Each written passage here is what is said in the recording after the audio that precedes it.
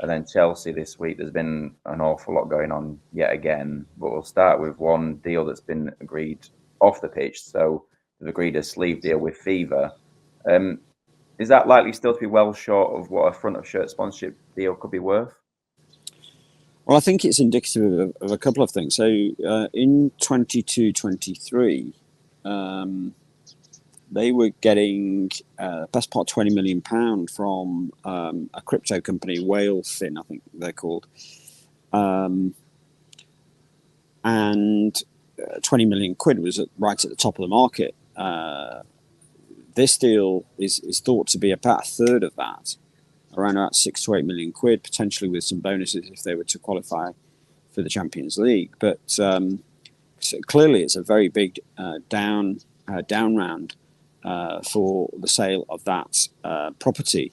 It's also come quite late in terms of its confirmation.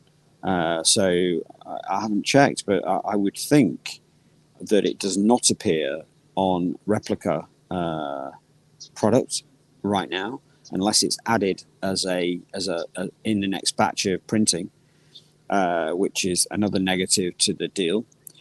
And I think there's just a general indication across sponsorship spending that these are difficult times.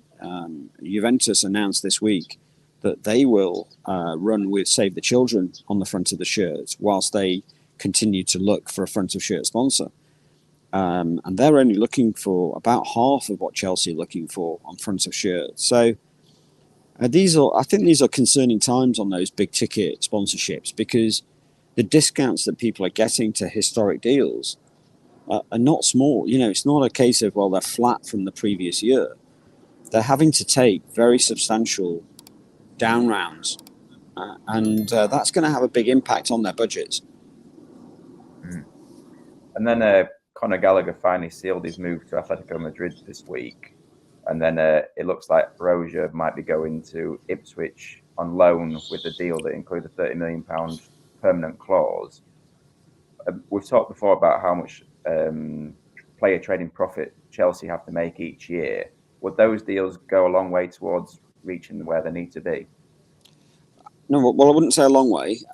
They definitely go some way. I mean, if Gallagher probably clears about 35 million of profit, so that of course will be useful. It's a huge profit, but you've lost a player, and they've acquired a player at around about the same sort of price, and we know that amortization is now capped at 5 years. So straight away, that saving, that profit that will go into the books at 35 is offset by, let's say, a fifth in that first year straight away. So the best that they can expect is 4/5 of 35 net profits on that trade in the first year. So that brings it down to, let's say, 28 million quid. Either way, these are meaningful profits in the context of trading. Likewise, Brozier, if he was to go for £30 million, would clearly be a very successful deal. I think there's probably a few bells and whistles in respect to the Brozier deal that we don't know about. I doubt that it's a straight contingent solely on Ipswich staying in the division. It would seem to be a little bit crazy if there are no elements related to him playing in the way that there was on the Fulham deal they did it in January.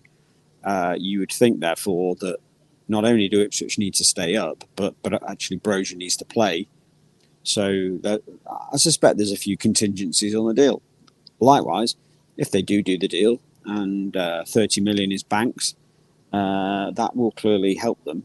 The problem Chelsea have got, as we talked about before, is that just if you were to forecast their operating losses for the current season, they're likely to be, for the third or fourth season on the run, over £200 million before player trading and before property trading and women's football, internal transfers.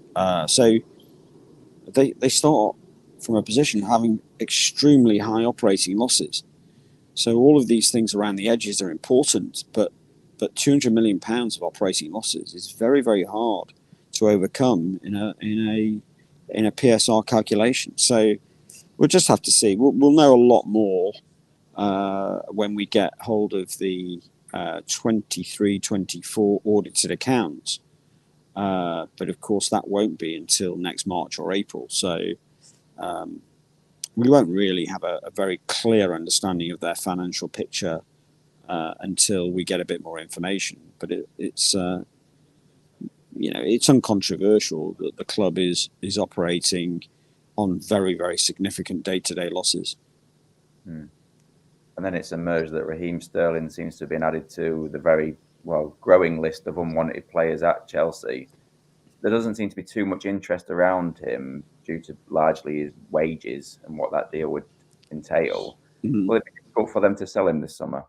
Well, in the last 24 hours, there's been a couple of articles and reports of interest from Crystal Palace and Aston Villa. I think what's the key there is what do those deals look like and how much subsidy is going into them. I suspect that they are both interests of loan deals. And then really the question for Chelsea is, given that they've effectively said they have absolutely no use for Sterling and want him out, the question for Chelsea is how much of the reported £325,000 a week that he's paid, how much are Chelsea prepared to pay of it? And is Raheem Sterling prepared to effectively contribute some of that by taking lower wages on loan? We know for a fact that a club like Crystal Palace are not going to pay more than about £100,000 a week for Raheem Sterling, including probably his loan fee.